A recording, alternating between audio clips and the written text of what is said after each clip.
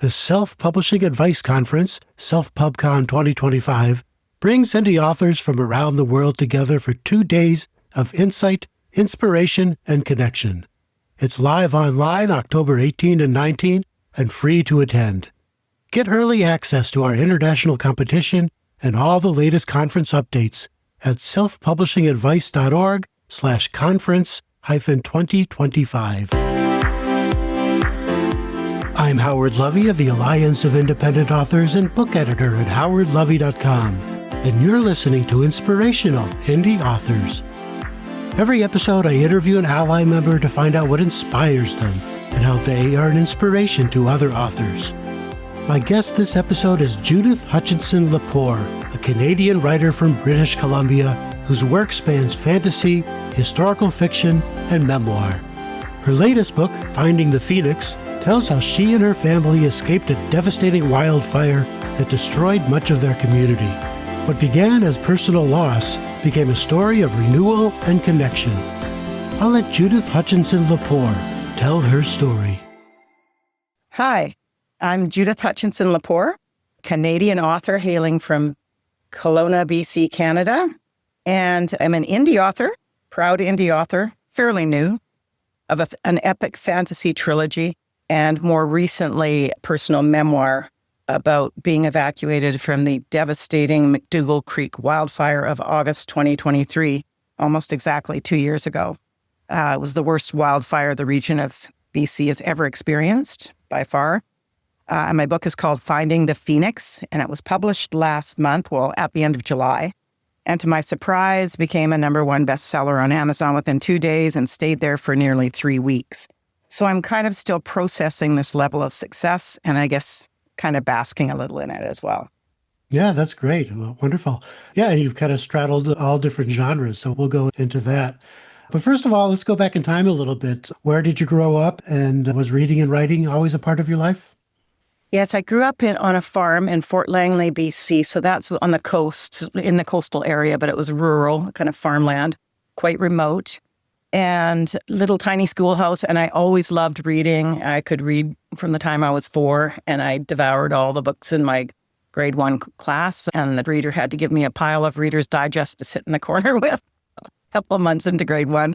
So yeah, I've always loved reading, and with writing, I wrote my first short story, I think in grade 2 for an English assignment, and the teacher made me read it in front of the class, and the kids told me I should write cartoons, and I was like just bitten by the writing bug at that point, age 7.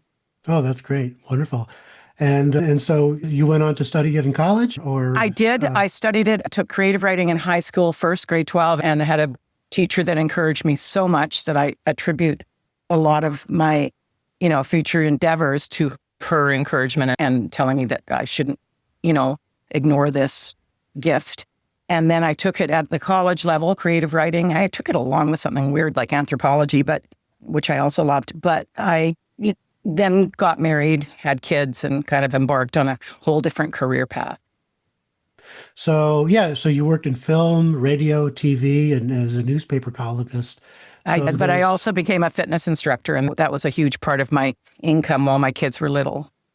Oh, really? Oh, that's great. You were kind of like a Jane Fonda. Oh, yeah. The whole thing. the whole kit and caboodle, buns of steel and that.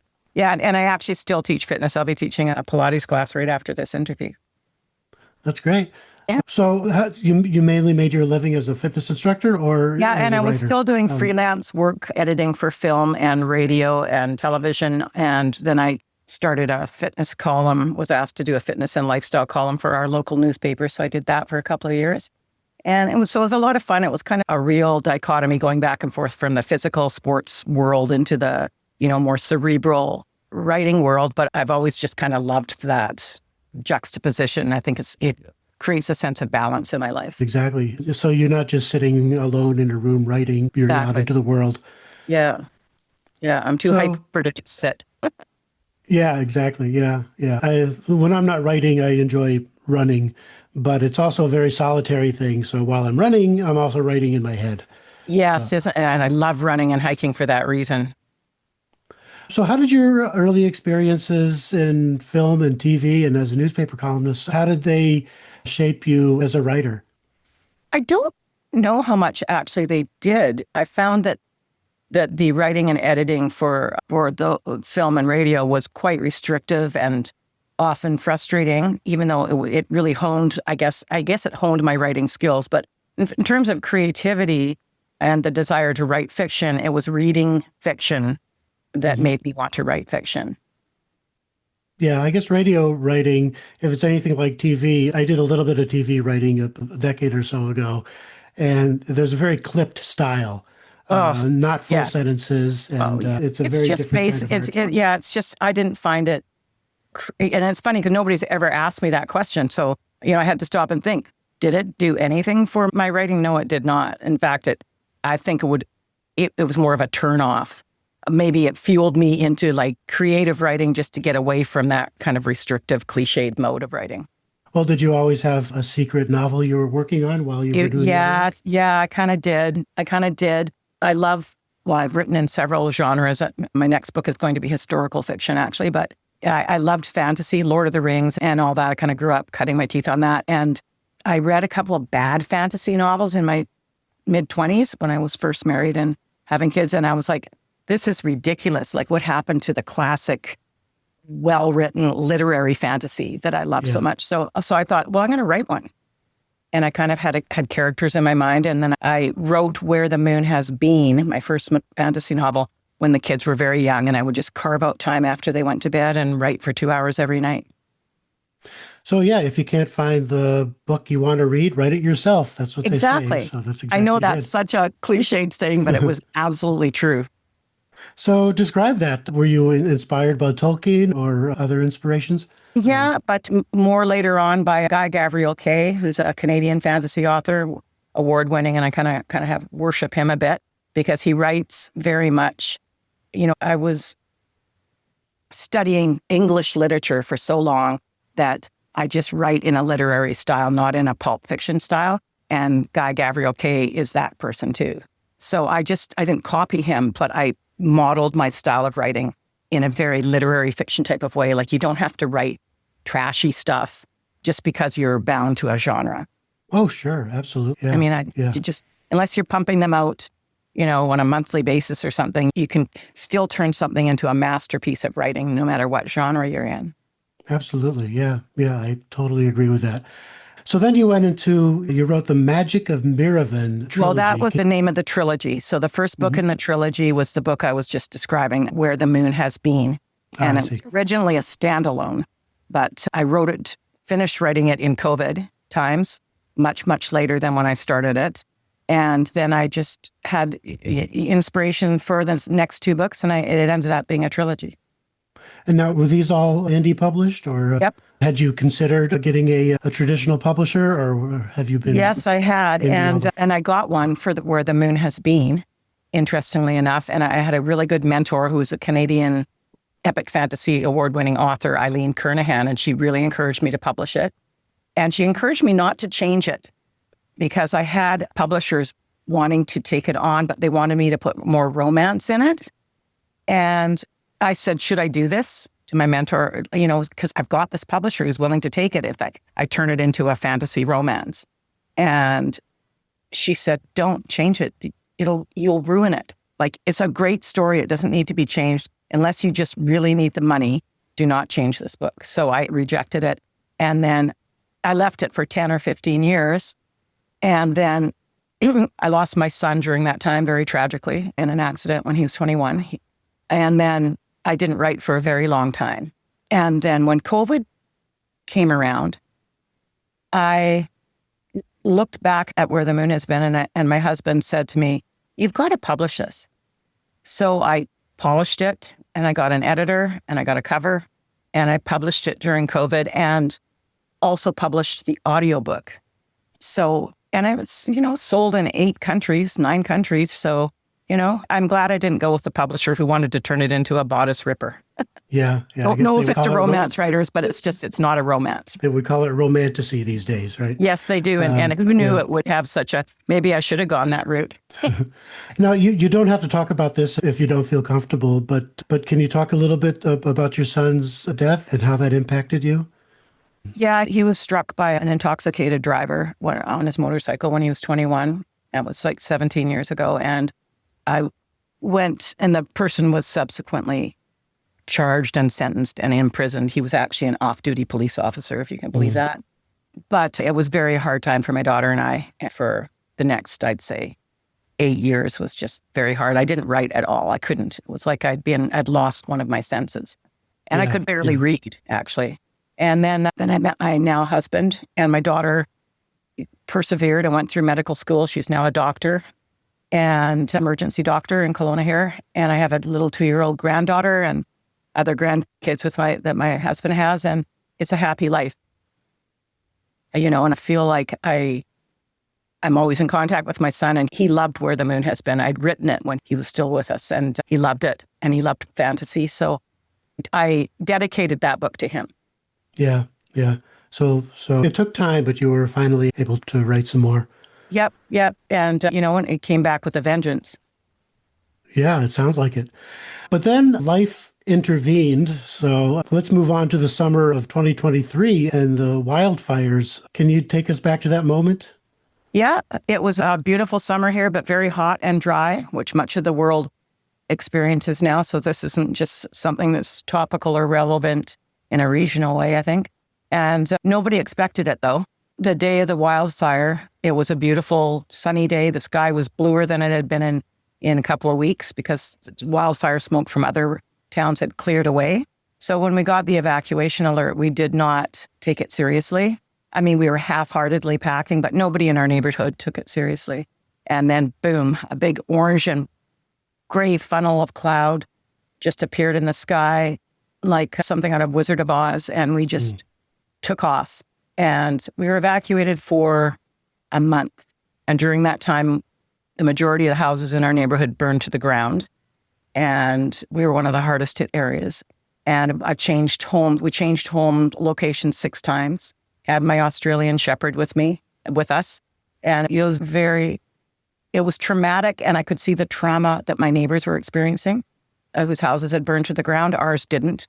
It sustained about $200,000 worth of damage, but it was still standing, where most of the people in our neighborhood lost everything. So sometime during the evacuation, I decided to write about it. Now, did you have in mind, ordinarily you think in terms of fiction, what made you say, well, we have to keep this one real? Well, yeah, it was a total departure for me, and I hadn't written nonfiction since my, freelance writing days, which I already told you, and that was more work than pleasure. But I just felt like it was a duty, like almost an obligation. Like here I was, a published author in the middle of this harrowing natural disaster that affected tens of thousands of people in this community. Like 35,000 people were evacuated. And it's like, I don't know anybody else that's writing about this. So I felt like it was my duty to write about it and to capture the emotions so that it wasn't just a dry book about, stats and fire science and all that. It was about how it feels to have to flee your home, decide what to take, not know if we're going to have a home to go back to, survivor's guilt when you find out your next door neighbor's house burned down, all the stuff that we experienced, so many residents here were experiencing as well. And I just felt it was up to me to chronicle it. Yeah. That makes did you sense. Put on your old journalism hat for that, or I kind of did. Yeah. Storytelling. I kind of did. And it came back pretty, I was actually pretty proud of the result because I had comparison of the newspaper or excerpts usually at the beginning of a chapter, and then I would dive into the emotions of what was happening personally, and that seemed to work really well. Well, it seems to have struck a chord with people, I think you wrote, who felt their voices weren't being heard. What kinds of responses have you received from readers who also lived through the wildfire? I've had people say that they really appreciated reading about emotions that they were experiencing but hadn't been able to articulate. So that was like the first thing, is that thank you for telling our story. Thank you for saying it in a way that I would say if I had the words. And also thank you for not letting this be forgotten, because once it was over, it still isn't over. There's rebuilding happening everywhere, and there's still damage, and the vast swaths of forest land burned and everything. But, people try to get back to normal as soon as possible. And the people who were the hardest hit, which was our neighborhood and a couple of others, you almost feel like, okay, everybody's moved on. And they felt like in me bringing this book out, and now it's in all the bookstores, and now I've been interviewed, and it's on all the media, people feel like their story's being told. They feel heard and seen. And I think that's my greatest sense of accomplishment is in that. So it's not only your story, it's about all your neighbors as well. Yeah. And very much so. There's I had verbatim texts and emails from neighbors that are in the book. I have tons of pictures. I have a picture of my neighbor desperately going through the caution tape and breaking into her home when she wasn't allowed back in yet because she just desperately wanted to get Christmas ornaments that her dad had bequeathed her. Just super emotional scenes, and they're all captured in the book. Yeah. You've gotten extraordinary attention. CBC Radio, Global News, newspapers, and bookstores and librariries. And it's really cool that all the bookstores and libraries want my books. As an indie author, it's not always easy to get your books in those places. I know. Yeah, that feels really great.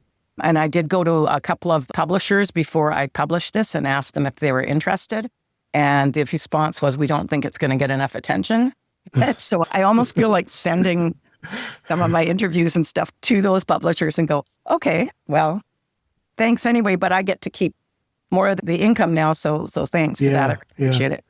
Well, this is more than just you as an author. This is you as a spokesperson for this community. You feel like a sense of responsibility to speak for them? Absolutely. And I've got several speaking engagements lined up, one at the Rotary Club here next month. And I've got 2 set up at 2 different libraries outside of Kelowna too. So much for it being super regional, like the publishers were saying. Like I've got my book in bookstores way outside of Kelowna in different parts of the province. So it feels like so many people are zeroed in on this, and it's a very relevant topic that's not going to go away. Yeah. Now, not that you're an opportunist, but has this, brought bigger, I guess, more attention to your previous work? Well, I'm hoping so. I know that one of the people that came to video interview me in my home was really wonderful in terms of mentioning my fantasy books, which had been carried in a local bookstore here right up until the fire, actually. And then the income sales kind of tanked. So they always yank indie books when sales go down, right? But anyway, a couple of the people that interviewed me have mentioned my series and mentioned my fantasy books. And so I'm hoping that I can kind of, tailgate on some of that attention, certainly. Yeah. And my next book, the historical fiction novel. Have you changed the way you've marketed those books? Your nonfiction seems to market itself, but what about marketing for your fiction? Yeah, that's a hard question because for one thing, it's still such early days with this that I'm barely having time keeping up with, being in contact with the bookstores and libraries. It's become almost like a full-time business just marketing this right now. And I don't want to let go of the, I got to keep my eye on the prize here, but I'll have to give some serious thought to that. Fantasy series generally do better online, but I'll see. I'll maybe consult some experts. Yeah. Well, there are a lot of experts at Ally. There certainly are. But it sounds like you're an expert too. What lessons have you learned along the way that you think other indie authors would find useful? I think it's really important to understand, like I've learned from a million Ally podcasts, you understand your audience. And so for this book, I had to go completely out of my comfort zone and what I was used to doing, in terms of building my newsletters and newsletter subscribers and, marketing online. I had to get out there and do boots on the ground stuff. So if you're ever in a position where you're doing something completely different in terms of genre or something that's relevant locally, then you just have to get off and be able to pivot because that's what I had to do with this. I had to completely pivot and treat everything differently. Yeah. I experienced the same thing, only opposite. I spent my whole life writing nonfiction. And then on a whim, I wrote a piece of fiction that found a publisher. So my existing audience, I have to try to convince them that, take a look at my made up story too. I know. It's hard, isn't it? Yeah, congratulations for that. Thank you. It's hard being rejected by publishers. And with Fighting the Phoenix, I found it very hard being rejected because I just thought, what more would you want? Like the wildfires are rampaging through the province. How can you say this isn't going to be a thing? Yeah. Well, that shows how the traditional industry is broken in many ways. Yeah. So finally, after you detoured to this memoir, do you see yourself returning to fantasy or continuing with nonfiction or? No, I definitely don't want to continue with nonfiction, but I do have a historical fiction novel that I've written already. It's in draft form and it's been waiting in the wings for about 6 years. And it's called Blood and Snow. And it's about Louis Riel and the Red River Rebellion in Winnipeg, Manitoba. And it's the only person in Canada to have ever been executed for treason. That was Louis Riel. And it's a fascinating slice of Canadian history. And I just don't know how it hasn't been written into a historical fiction drama before. But I'm jumping on it and I hope to publish that within the next year. Has this memoir changed your writing style that you think will carry over into your fiction? No, but I might be wrong about that. We don't always know how we've been affected or influenced by anything really until often far in the rearview mirror. But the Blood and Snow is written already, and it's written from very personal third person, characters and very emotional, dramatic fiction. So I don't see changing it. My memoir was just totally different. It was me writing in my kind of sometimes flippant, colloquial style, like I'm talking to you in a coffee shop or a pub, first person, and very simple writing. I think it's powerful, but it's not in the way. I'm going back to my literary style for sure for Blood and Snow. It's written in the 1800s anyway. So yeah. Well, wonderful. That's all I have, Judith. Is there anything else you want to add about your fiction or nonfiction experience? I don't think so. I just want to say thank you so much for having me on. I was very honored that you decided to take the time to talk to me. And, again, it makes it just real that I've done this and had some success with it. And it's a really good feeling. So thanks for letting me participate. Oh, no problem. My pleasure. Thank you, Judith. You're welcome, Howard. Bye. Bye. You've been listening to Inspirational Indie Authors. I'm Howard Lovey, Content and Communications Manager at the Alliance of Independent Authors and book editor at howardlovey.com. If you are a member of Ally and would like to be considered for the show, please write to me at howard@allianceindependentauthors.org and tell me what inspires you and how you can inspire other authors. As always, find more author advice, tips, and tools at our Self-Publishing Advice Center, selfpublishingadvice.org. And if you haven't already, we invite you to join our organization and become a self-publishing ally. You can do that at allianceindependentauthors.org.